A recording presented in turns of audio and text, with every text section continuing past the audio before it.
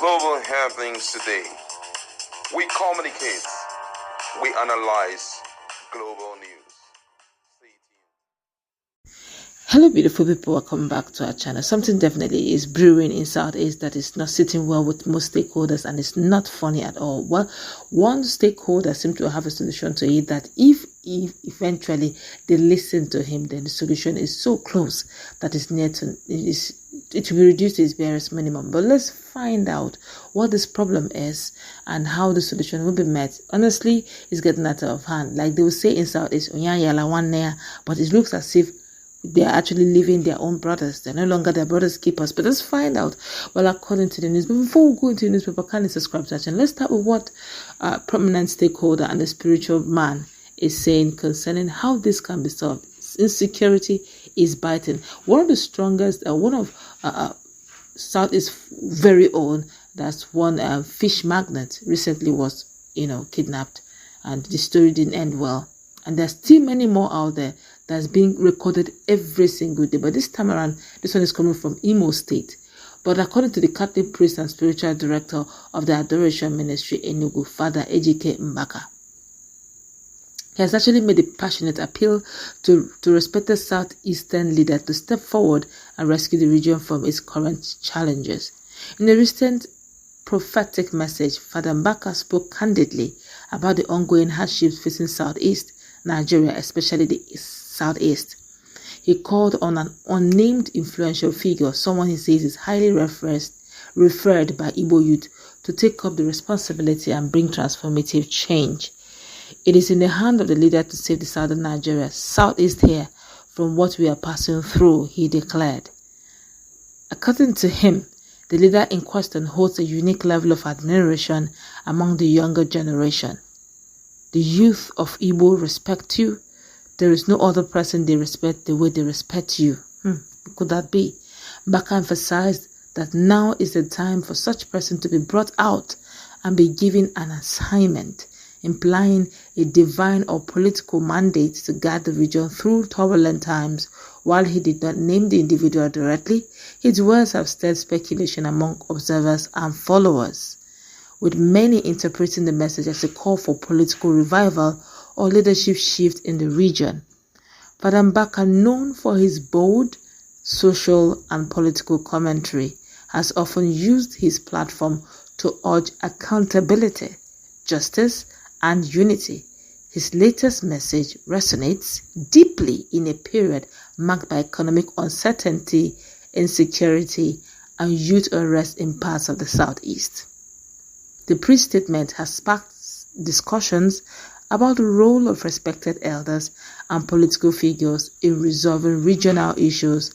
His words are seen not only as a prophetic utterance, but also a challenge to Igbo leadership to reconnect with the people and respond to their suffering.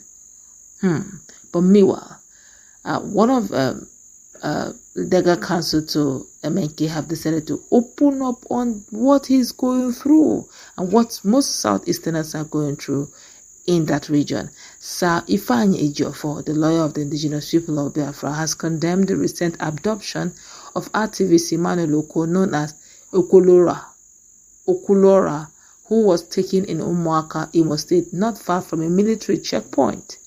He stated that Imo State is in a state of crisis, with Igbo land suffering from self-inflicted wounds, and that these wounds are caused by betrayal, silence, fear, and complexity rather than external forces. He said, and I quote, "Make no mistake, Imo State is bleeding. Igbo land is bleeding. And the wounds are no longer from external blows, they are actually self-inflicted, and it's born out of betrayal, silence, fear, and complicity." Ejiofor emphasized that Okulora adoption is a grim reflection of the current state of the Southeast, stating that such acts are not committed by outsiders but by local individuals. He lamented, "How did we get here? How did a land, once famed for its unity, descend to the level of internal wrath? The wrath, my God, The lawyer pointed out that Okulora experience is emblematic of a deeper issue where fear, lawlessness have taken root among the Igbo people. He warned that communities are living under siege with traditional rulers in hiding and young men transforming into militias. Make no mistakes, Imo State is bleeding, Igbo land is bleeding, he declared, attributing the suffering to internal betrayal and complexity. Ejiofor called for introspection among the Igbo, urging them to confront the decay within before it leads to irreversible damage. The likes of Chimamanda had said this before. The likes of the present governor of Anambra State, that's Professor Chukwuma Soludo, he mentioned it without mincing words. He said, we keep shouting, it's Fulani headsmen. It's no longer Fulani headsmen. We can't hide under this guise that is external forces. He said something that caught my attention. Then he said, they keep saying they're in the bushes. How did these guys feed? How did they get their instrument that they're using? Who sent them? And after a while, they come out, and yet people are being taken to these bushes. A lot of, dots that are not adding up. A lot of crossing of T's that are not meeting target. But then again, if you talk, they'll say, why? That's the thing. They say now people don't want to talk. The truth of the matter is, how many people are going to Alaigbo now? Alaigbo is almost deserted. While he's still talking about Imo State, what about Anambra? It's almost everywhere. Ebonyi, Enugu. Enugu is trying. Abia is being. But you see that of Imo. You see Imo. Anambra too is something else. Is that not how we lost one of the beautiful hands we had? And that's a Navdak woman, the husband. Just something like this. The things just happen. You can't explain it. And once this happen, and the level of insecurity, the hunger.